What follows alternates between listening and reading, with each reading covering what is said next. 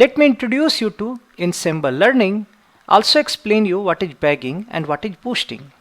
Ensemble learning is the term which is used a lot in the context of machine learning. Machine learning uses various algorithms like linear regression, logistic regression, decision tree, k-means, random forest. And ensemble learning actually is nothing but application of group learning in these contexts. Ensemble word means group. So essentially here multiple models are built and these multiple models come together to bring forth a model that is much more accurate. So in one line, ensemble models means multiple models coming together to give you the final model.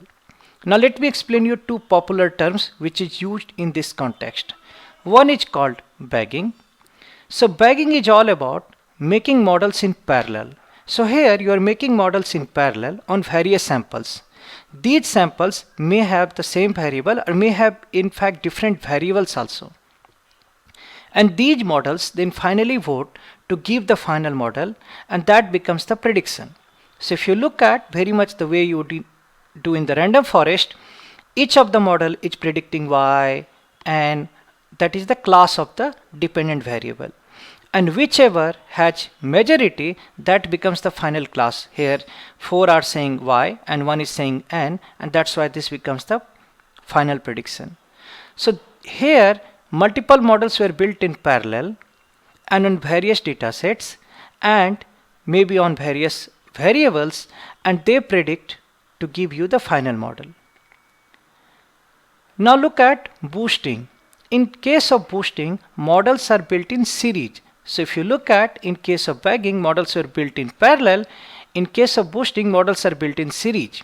And in each consecutive model, the weights are adjusted based on the learning of previous models. So let's take a look. What you do, you divide the data into 5 parts. Let's use 1, 3, 4 and 5 part to make the model, validate on model dataset 2. Whatever model comes, the new model, now you take that model. Again, those variables you are taking on 1, 2, portion 4 and 5 and you will validate on portion 3rd. If it validates, it's good enough and that's how you'll keep doing. So in many ways, k-fold validation is nothing but a boosting technique.